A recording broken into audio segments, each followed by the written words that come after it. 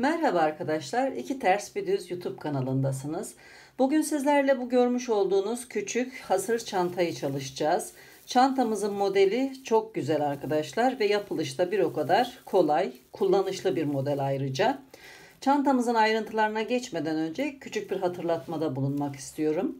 Kanalıma abone olur, beğeni ve yorumlarınızla beni desteklerseniz çok mutlu olurum arkadaşlar. Ayrıca zil butonunu aktif hale getirirseniz yayınladığım videolardan anında haberdar olursunuz. Gelelim ayrıntılarına. Çantamızın boyutları: boyu 20 santimetre, eni 17 santimetre arkadaşlar. Yan duvar eni ise, derinliği daha doğrusu, 7 santimetre. Çantamızın küçük kulplarının uzunluğu şöyle üzerinden ölçüyorum. Ortalama olarak 25 santimetre. Ayrıca omuz askısının uzunluğu da 1 metre. Gerekli malzemelere gelince örmek için 200 gram orta kalınlıkta rafya iplik kullandım. Tam denk geldi arkadaşlar. Örmek için 5 numara bir tığ, omuz askısını örmek için 6 numara bir tığ, dikiş işlemleri için krem rengi iplik ve bir dikiş iğnesi. Ayrıca çantayı örerken kullanacağımız iri gözlü bir iğne, makas. Eğer astar yapmak isterseniz yarımşar metre astarlık bir kumaş ve ince keçe gerekiyor arkadaşlar. Ayrıca ağzını kapatmak için de bir mıknatıslı çıt çıta ihtiyacımız olacak. Çantamızı örmeye ana gövdeden başlıyoruz. Ön ve arkayı, tabanı birlikte örüyoruz. Daha sonra yan bölümleri örüyoruz. Kulplarını örüp takıyoruz. Daha sonra astarlama işlemini yapıyoruz. En sonda omuz askısını yaparak işlemimiz bitiyor arkadaşlar. Çantamızın yan dikişleri bu şekilde. Kulplar, omuz askısı.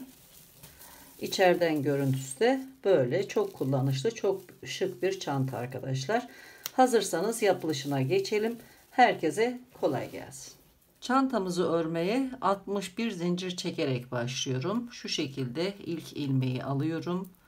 Bir zincir çekiyorum. Bu çekmiş olduğum zinciri de sayıyorum. Toplam 61 zincir olacak.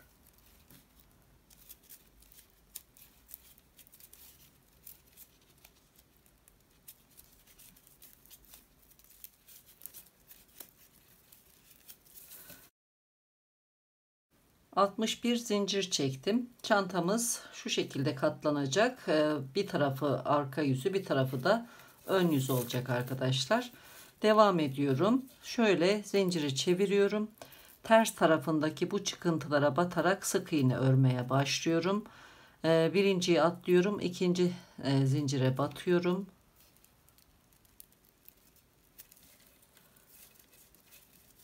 Bir sık iğne örüyorum. Bu şekilde sıra sonuna kadar devam ediyorum.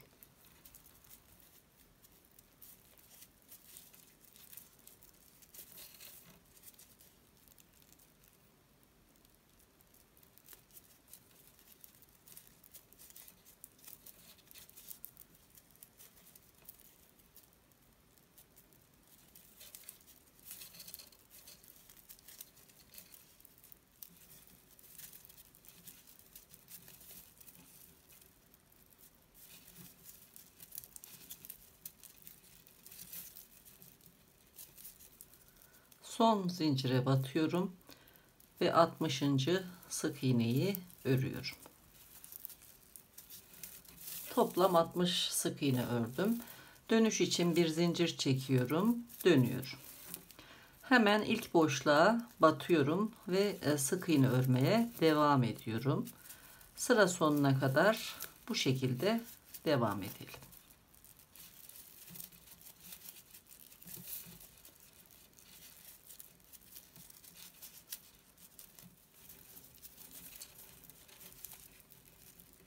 İkinci sıranın sonuna geldim. Son 2 sık iğneyi örüyorum. Burada başlangıçta çekmiş olduğumuz zincire batıyorum. Şu şekilde son sık iğneyi örüyorum.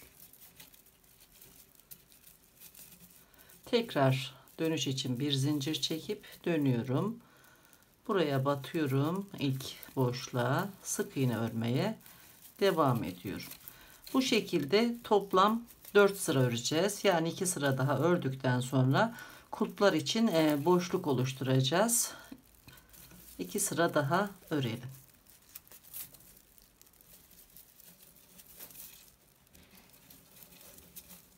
Dördüncü sırayı tamamladım. Bir zincir çekip dönüyorum. Şimdi küçük kulplar için burada bir ilmek atlayıp boşluk oluşturacağız. 4 tane sık iğne örüyorum. 1 2 3 4 bir zincir çekiyorum. Bir boşluk atlayıp yanındaki ilmeğe batıyorum. Şu şekilde küçük bir delik oluşturduk. Buraya küçük kulpu takacağız arkadaşlar. Sıra sonunda 5 ilmek kalana kadar sık iğne örüyorum.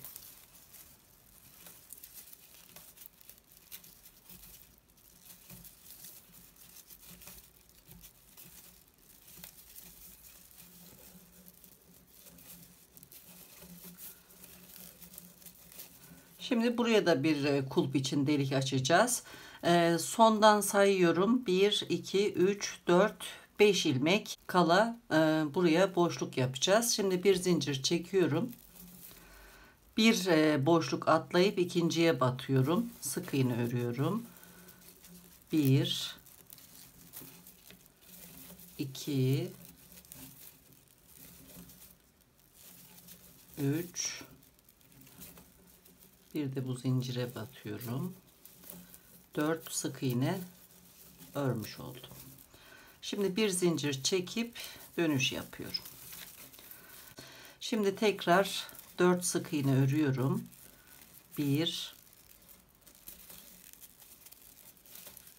2 3 4. Şimdi bu zincirin içerisine batıyorum. Bir sık iğne de buraya örüyorum. Sık iğne sayımız yine aynı sayıya ulaşacak arkadaşlar. Buradan örmeye devam edeceğim. Bu zincirin içine de bir sık iğne örüp 4 sık iğne örerek bu sırayı sonlandıracağım. Bu sırayı tamamladıktan sonra 8 sıra daha sık iğne öreceğiz. Aynı işlemi tekrarlayacağız arkadaşlar. Bu sırayla birlikte toplam 9 sıra sık iğne örelim.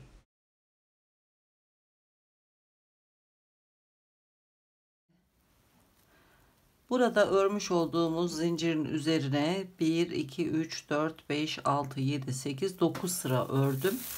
10. sırayı örerken yine buradaki gibi 2 tane küçük delik oluşturacağız. Bir zincir çektim. 4 sık iğne örüyorum. 1 2 3 4 bir zincir çekiyorum yine. Bir ilmek atlayıp ikinciye batıyorum. Sık iğne örmeyi sürdürüyorum. Sıra sonunda 5 ilmek kalana kadar örelim.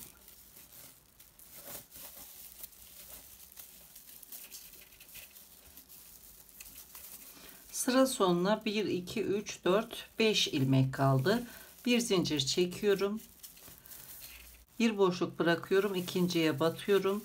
Sıra sonuna kadar 4 sık iğne örüyorum.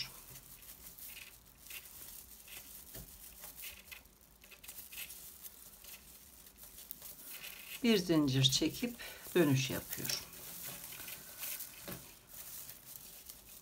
Şimdi 4 sıra daha öreceğiz ve bu parçanın örme işlemini tamamlayacağız. Önce 4 sık iğne örüyorum.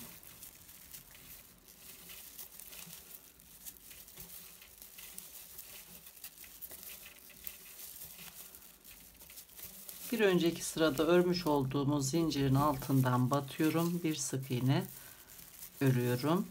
Devam ediyorum. Bu şekilde örmeyi sürdüreceğiz. Buraya da bir sık iğne öreceğiz. Sık iğne sayısı yine 60 olacak. 4 sıra örelim. Bu parçayı tamamlayalım. Parçanın örme işlemini tamamladım. İlk sıradan itibaren 19 sıra ördüm. İpi kestim. Son kalan ilmeklerin içinden geçiriyorum. Şu şekilde işlemi sonlandırıyorum. Şimdi ipi iğneye geçiriyorum. Arka tarafta ilmekler arasında yürüterek gizleyeceğim.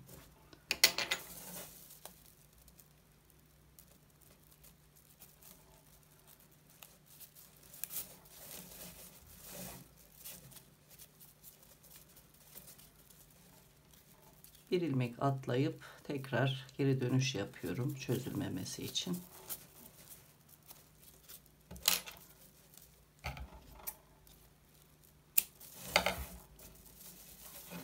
Ana parçanın örme işlemini bitirdikten sonra yan parçaları örmeye geçeceğiz. Burada ben yan parçanın geleceği yeri işaretledim. Buradan ilk başlangıç zincirini bir sık iğne olarak sayarak toplam 26 sık iğne saydım. Buraya bir ayraç yerleştirdim. İki ayraç arasına 9 sık iğne ayırdım. Bu ayraçtan sonra da toplam son sık iğneye kadar 26 sık iğne var arkadaşlar. Bir tanesini ördüm. Şimdi ikinciyi birlikte öreceğiz. Örmeye buradan başlayacağız. Şu şekilde öreceğiz ve dikey olacak bu şekilde. Toplam 26 zincir çekerek örmeye başlıyorum. Bir ilmek alıyorum ve ilk zincirde dahil olmak üzere 26 zincir çekiyorum.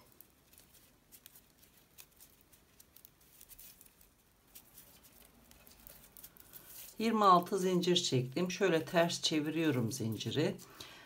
Bir zincir atlayıp ikinci zincire batıyorum. Ve buradan başlayarak sıra sonuna kadar 25 sık iğne örüyorum.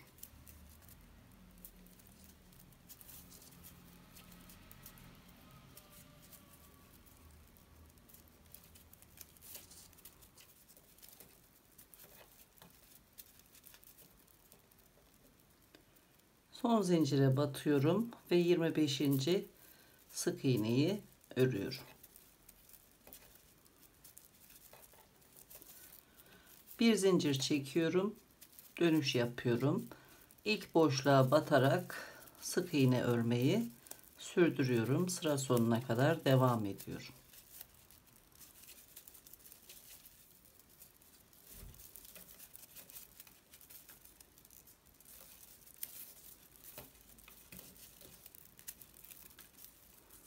İkinci sıranın sonuna geldim. Son sık iğneyi ördüm. 2 sıra ördüm. 6 sıra daha öreceğiz. Toplam 8 sıra örelim. Bir zincir çekip dönüyorum. Devam ediyorum. 8. sıranın son sık iğnesini ördüm. Şimdi buradan bu alt bölüme bir sıra sık iğne öreceğim. Daha sonra bu başlangıç zincirin üzerinde kaydırma yaparak sırayı sonlandıracağım. Bu son örmüş olduğum sıranın ilk ilmeğinin arkasından şu şekilde batıyorum. Buraya bir sık iğne örüyorum. Sonra sıra başlarına sırayla batarak sık iğne örmeyi sürdürüyorum.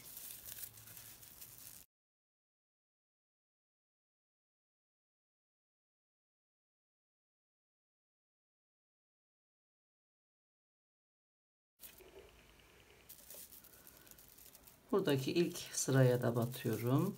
Bir sık iğne örüyorum. Bu taban bölümündeki ilmeklerin sayısı 9 olmalı arkadaşlar. Çünkü buraya dikerken burada 9 ilmek var. Buradan ilk sık iğneden itibaren sayıyorum. 1, 2, 3, 4, 5, 6, 7, 8. Şimdi bir zincir çekiyorum. 9 olmuş oldu. Son batmış olduğum ilmeğe batıyorum. Kaydırma yapıyorum. Şöyle. Buradaki ilmek sayısı 9'a tamamlandı. Buradan da kaydırma yaptığımızda yine bu bölümde ilmek sayısı 26 kaydırma olacak arkadaşlar. Devam ediyorum. Her zincirin altından şu şekilde batarak kaydırma yapıyorum. Sık iğne örmüyorum bu tarafta.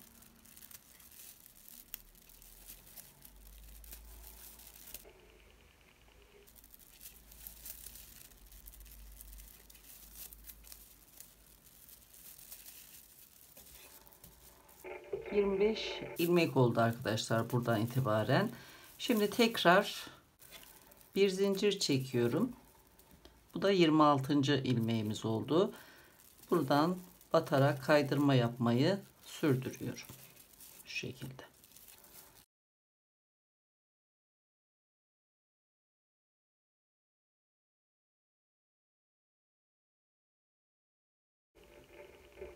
Bir, iki, üç, dört, beş, altı, yedi, sekiz. Son ilmeğe batıyorum. 9 kaydırma oldu. Burada ipi kesiyorum. Şu şekilde. Bu tarafta da 25 ilmek var. Kapatırken 26. ilmek tamamlanmış olacak.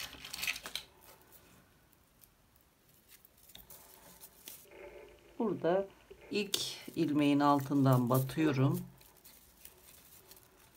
Gördüğünüz gibi ilmek oluştu. Daha sonra bu son yapmış olduğum kaydırmaya da üstten batıyorum. Şu şekilde. Buraya bir ilmek tamamlıyorum. Daha sonra ipi ilmekler arasında yürüterek gizliyorum.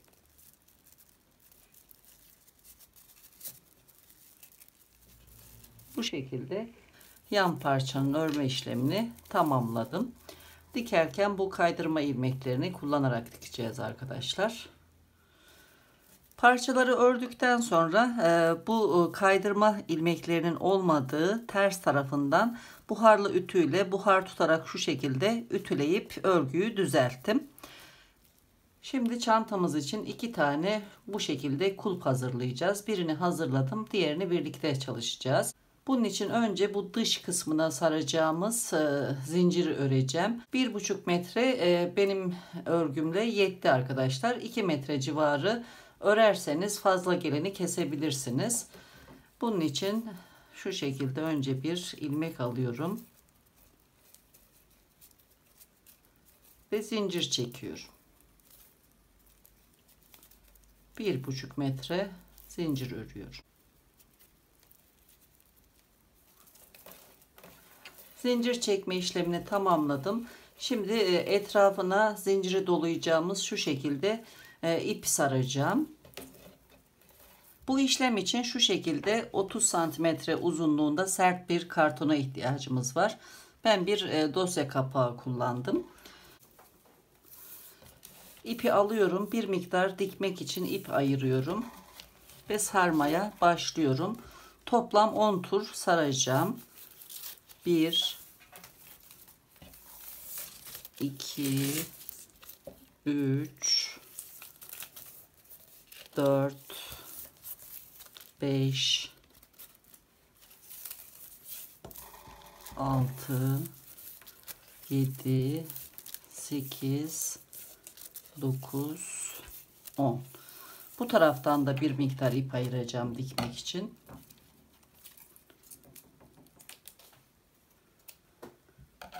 Daha sonra bu aralardan bir parça ip geçirip dağılmaması için uç kısımlarını bağlıyorum.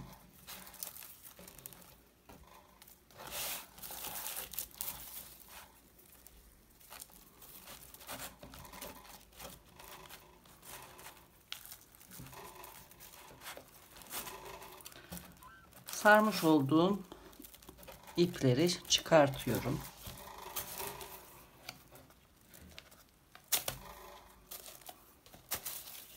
Bu şekilde.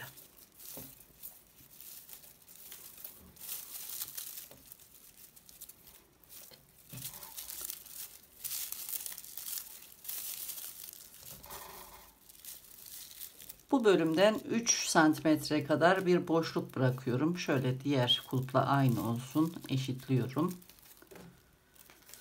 Daha sonra örmüş olduğum zinciri alıyorum. Ters tarafı dışa gelecek şekilde saracağım. Şöyle tutuyorum zincirin ucunu.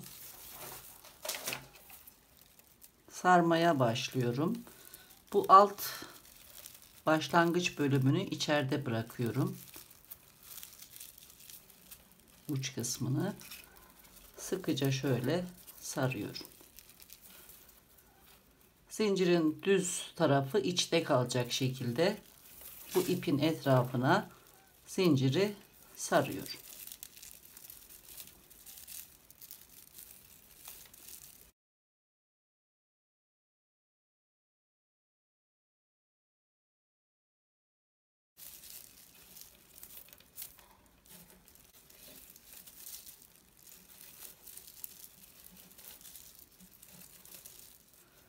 Sarma işlemini tamamladım. Uç kısımlarından aynı miktarda ip bıraktım. En son zincir örerken en son zinciri bitirdiğimiz yeri altta bırakın arkadaşlar. Başlangıç yeriyle başlayın. Çünkü burada fazla zincir kalırsa sökerek şu şekilde ip oluşturabilirsiniz dikmek için, burayı tutturmak için. Bitirdikten sonra bu aradan şu şekilde iğne ile ipi geçiriyorum.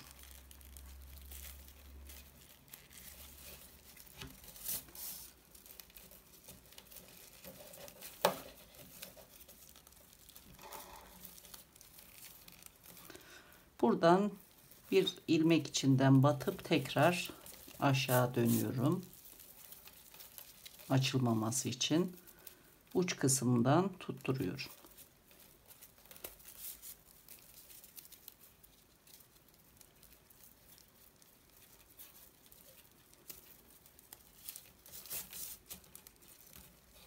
Bu şekilde.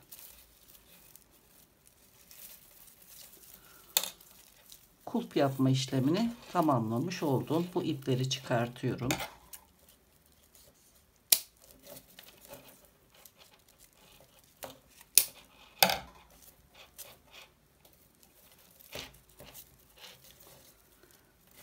Burada ip bıraktığım için bu ipi tekrar araya sokarak yok ediyorum.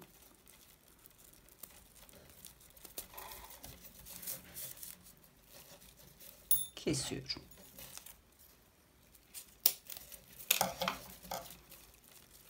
Burada önceden oluşturmuş olduğumuz deliklerden geçireceğiz.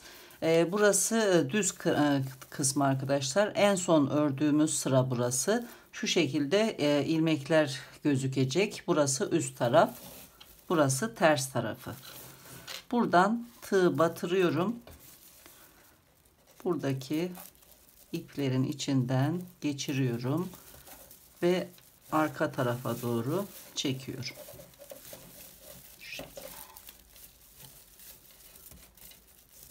Bu ayırmış olduğum ipi de çekiyorum.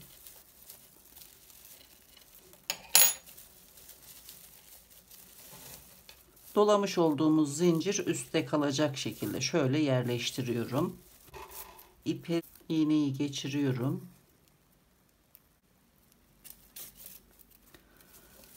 Ve buraya dikiyorum.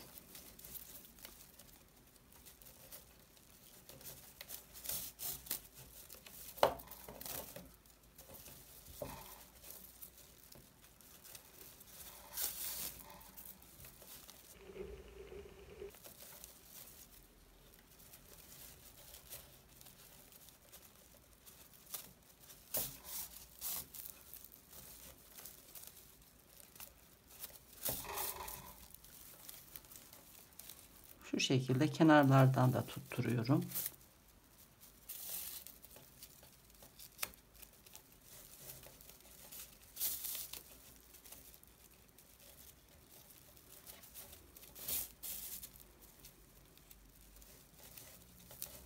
Eğer astar yapmayacaksanız burayı düzgün dikerseniz çirkin gözükmez arkadaşlar. Bu şekilde tutturalım.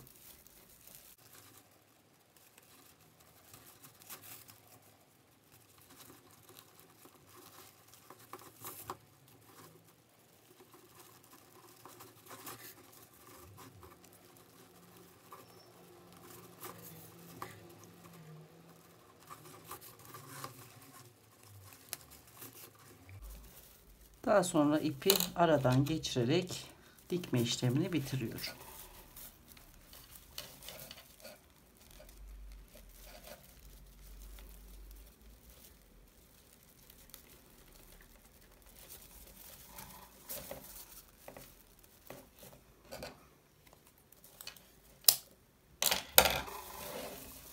Bu şekilde. Aynı şekilde bu ucu da arkaya alacağız. Burayı diktiğim gibi dikeceğiz. Diğer tarafı da aynı şekilde dikelim.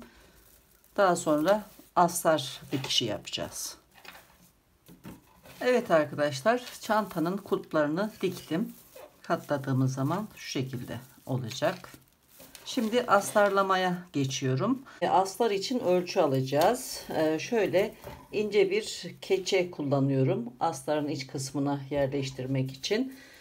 Şöyle yerleştirdim yan parçaları. Tam uç kısmına gelecek şekilde çiziyorum. Bir sabunla. Şu şekilde. Ve buradan kesiyorum. Aynı şekilde iki parça hazırlayacağım.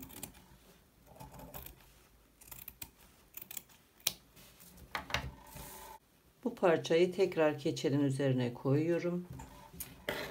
Aynı büyüklükte bir parça daha kesiyorum yan parça için.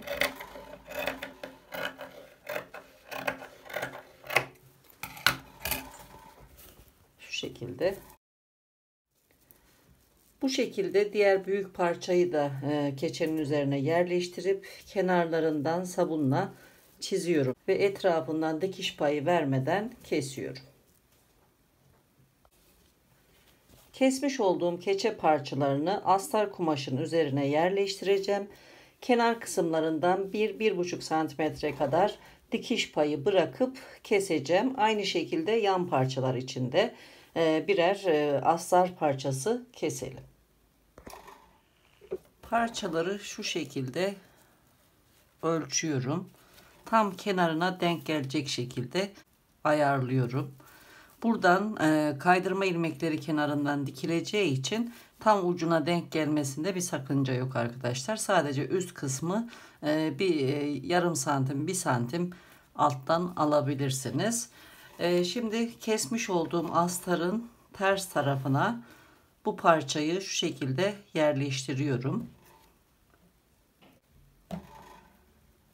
Keçenin üzerine tutkal sürüyorum. Sıvı silikon benim. Biraz katılaşmış olduğu için bir çubuk yardımıyla sürüyorum.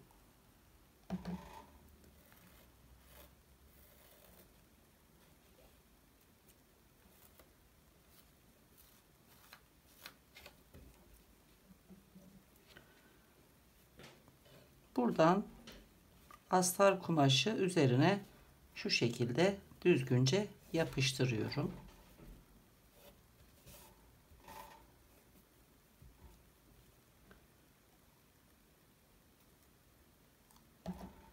Aynı şekilde diğer tarafa da sürüyorum.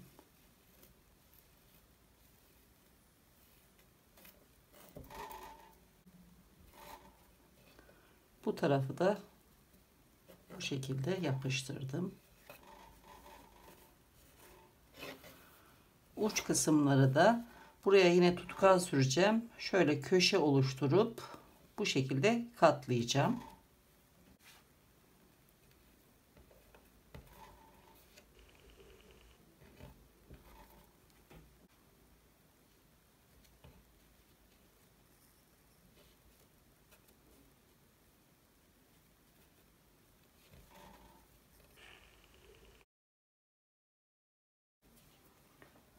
Diğer tarafı da aynı şekilde tutkal sürüp şöyle minik üçgen oluşturup şu şekilde burası gibi yapıştırıyoruz. Diğer parçayı da hazırladım. Büyük parçamız da hazır. Örgümüzün ters tarafına ters tarafı gelecek şekilde yerleştiriyorum. Burası ön yüzü. Bu şekilde yerleştirdikten sonra iğneme krem rengi ip geçirdim.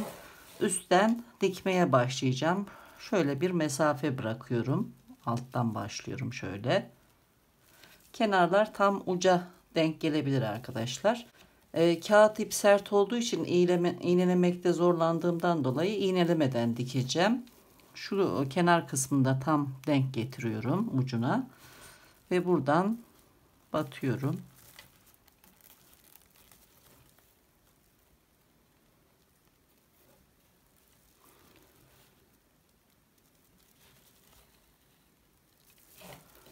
Dikerken tam ipin karşısına batıyorum örgüde arkadaşlar. Bu şekilde.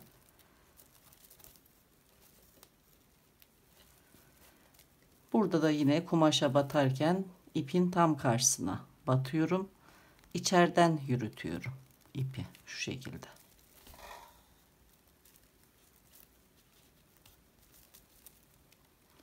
Tekrar örgüye batıyorum.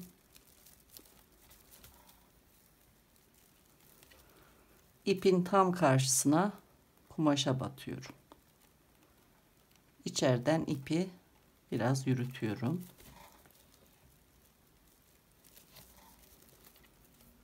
Tekrar tam karşısına batıyorum ipin.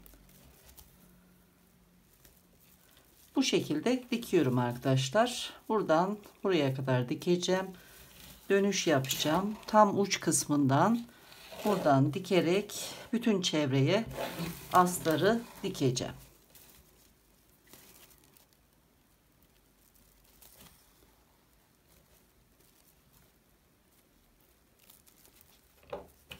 Astarlama işlemlerini tamamladım arkadaşlar. Aynen büyük parçayı diktiğim gibi yan parçaları diktim. Burası üst bölüm, aynı şekilde mesafe bıraktım. Burada da aynı. Kaydırma ilmeklerin olduğu bölümden dikeceğim. Sık iğne ördüğümüz yer taban bölüme denk gelecek şu şekilde. Buradan örerek dikmeye başlıyorum. Önce bir ilmek alıyorum. Yan parçada üst kısımda ilk ilmeğin üst kanadına şu şekilde üstten batıyorum. Ana parçada da ilk ilmeğin alt kanadına alttan batıyorum şu şekilde.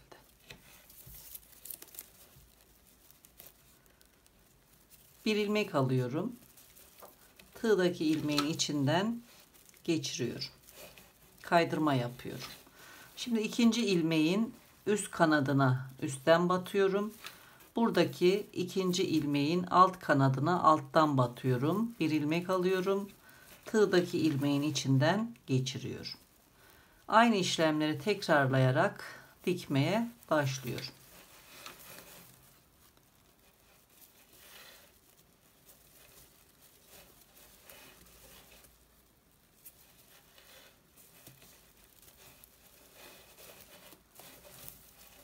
Bu şekilde dikeceğiz arkadaşlar. Bu ayraca kadar devam edelim.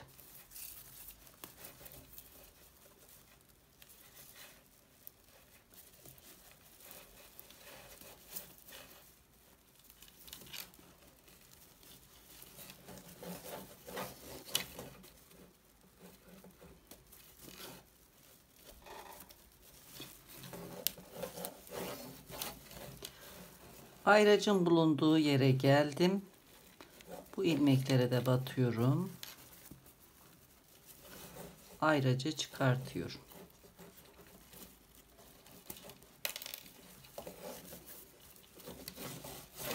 Şimdi taban bölümünü dikeceğiz. Sıradaki ilmeğe batıyorum.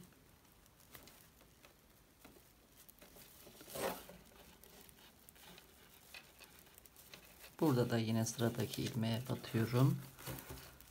Şu şekilde dikiyorum. İkinci ilmeğe batıyorum.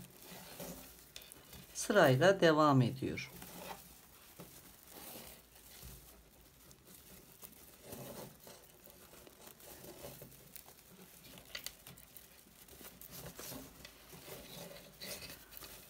Son ilmekleri dikeceğim. Ayrıca çıkartıyorum.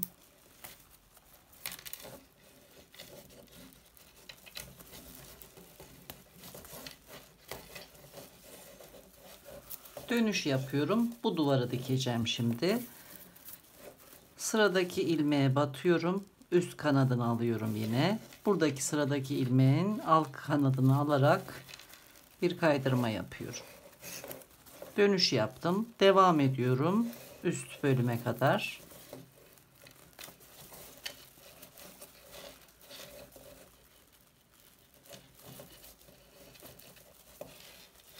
Son ilmeklere batıyorum ve son kaydırmayı yapıyorum. Bu tarafın dikme işlemini tamamladım. Bir zincir çekiyorum ve ipi kesiyorum. Şu şekilde sabitlemiş oldum. İpi aradan yürüterek temizleyeceğim. İğneye geçiriyorum. Buradan aradan yürütüyorum.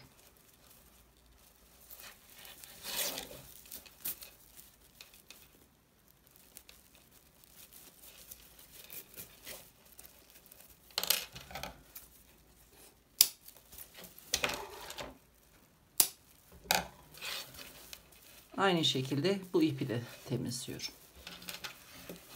Bu tarafı tamamladım. Şimdi diğer tarafı dikeceğim. Yine bir ilmek alıyorum. İlmeği sabitliyorum. Burada ilk ilmeğimizin üst kanadına üstten batıyorum. Burada da yine ilk ilmeğimizin alt kanadına alttan batıyorum. Bir ilmek alıyorum. Tığdaki ilmeğin içinden geçirip sabitliyorum. Şimdi sıradaki ilmeğe batıyorum. Burada da aynı şekilde alttan alt kanadına batıyorum. Kaydırma yapıyorum.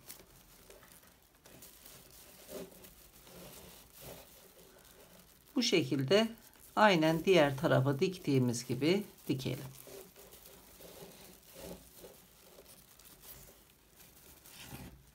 Son iki ilmeği dikiyorum.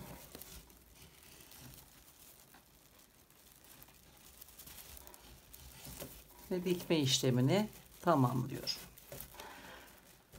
Bu dikiş işlemlerinde biraz daha ince uçlu tığ kullanmıştım. Şimdi ağız çevresine bir sıra sık iğne öreceğiz. Normal tığıma dönüş yaptım.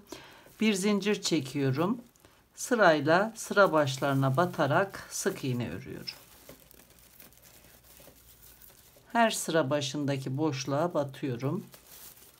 Bir ilmek alıp sık iğne örüyorum. Bu köşeye kadar devam edelim.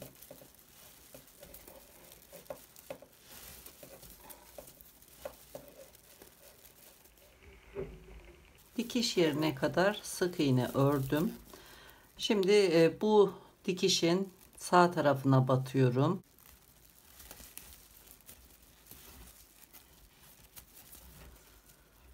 Bir de bu dikişin orta noktasına batıyorum. Bir sık iğne örüyorum. Sırayla devam ediyorum.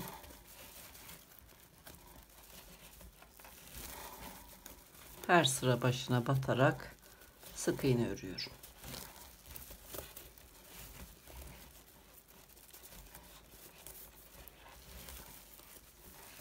Sıra sonuna kadar ördüm. İpi kesiyorum. Şimdi buradan geçirerek sırayı kapatacağım. İğneye geçirdim ipi. Bir zincir çekmiştik ilk başta. Bu zincirden sonraki ilmeğin altından batıyorum. Bir ilmek oluşturuyorum. En son ilmeğe de üstten batarak şu şekilde ipi arka tarafa geçiriyorum. Burayı kapatmış oldum.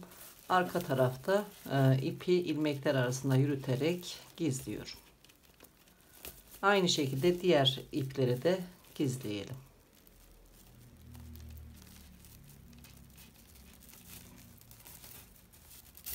Çantanın dikiş işlemlerini de tamamladım. Şimdi çanta sapını öreceğiz. İpimizi 2 kat olarak kullanacağız. İlk başlangıçta şöyle yarım metre kadar ip ayırıyorum dikiş için. Daha sonra bir ilmek alıyorum. 6 numaralı kalın bir tığ ile öreceğim. Şöyle bir ilmek alıyorum. İlmeği sabitliyorum.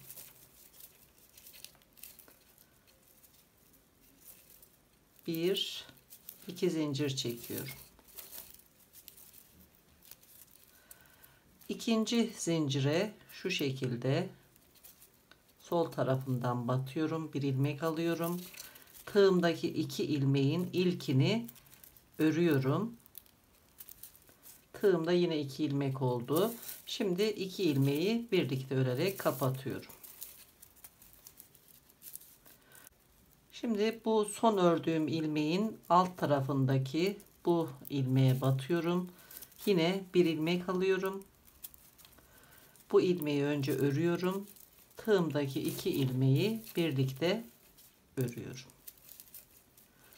Aynı işlemleri tekrarlayarak devam edeceğiz. Yine buradaki bu ilmeğe batıyorum. Bir ilmek alıyorum. Bu ilmeği önce örüyorum.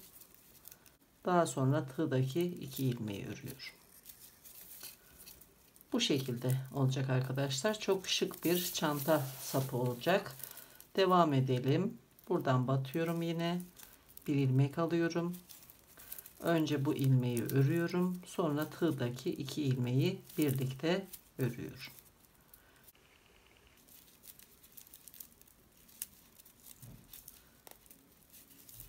Aynı işlemleri tekrar ederek 1 metre kadar örüyoruz.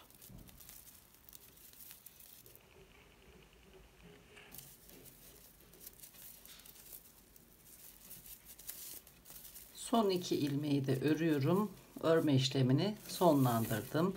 Yarım metre kadar ip bırakıyorum. Kesiyorum.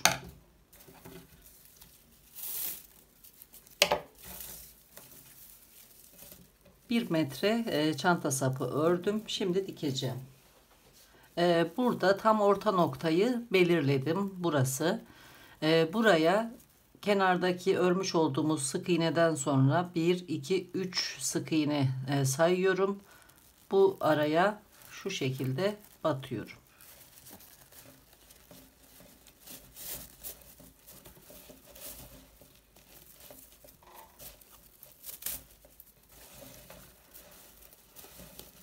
Çanta sapının bu yüzünü dışa getireceğim. Burası ters tarafı.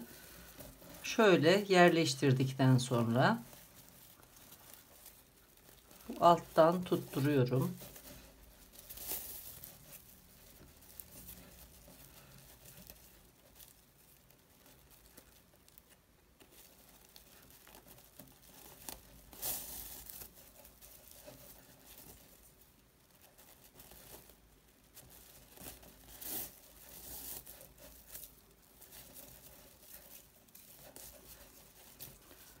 Daha sonra yan tarafa geçiyorum. Yanlardan da tutturacağım.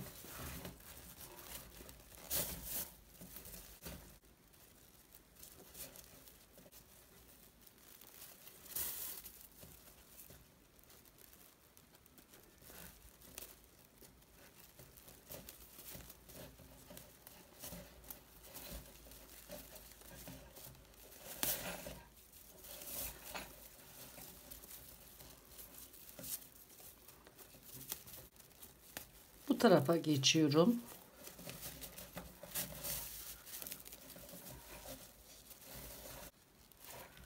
Aynı şekilde buradan da tutturuyorum.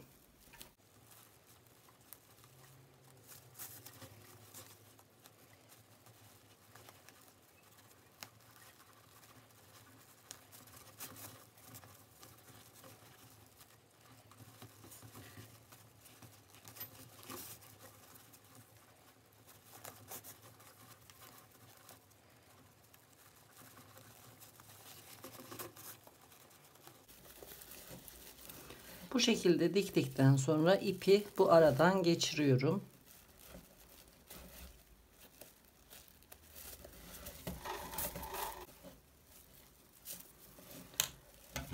Ve kesiyorum.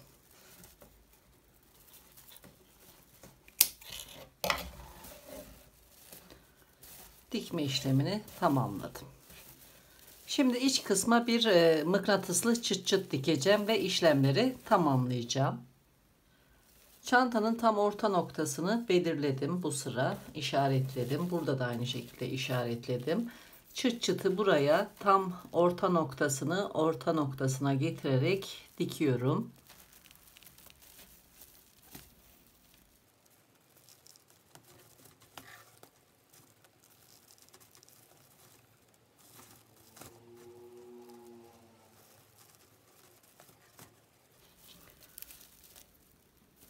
Bu tarafını diktikten sonra aradan yürütüyorum ipi ve bu köşeye geliyorum.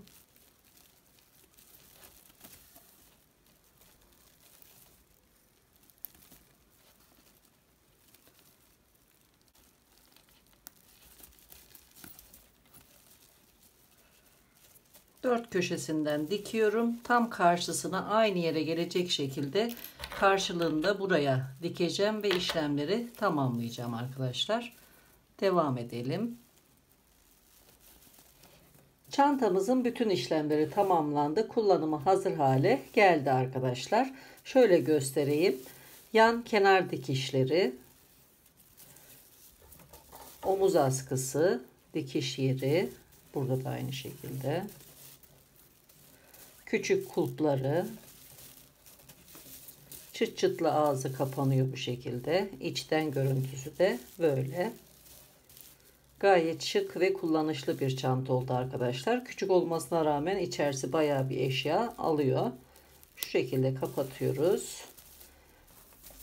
Evet arkadaşlar, bir videonun daha sonuna geldik.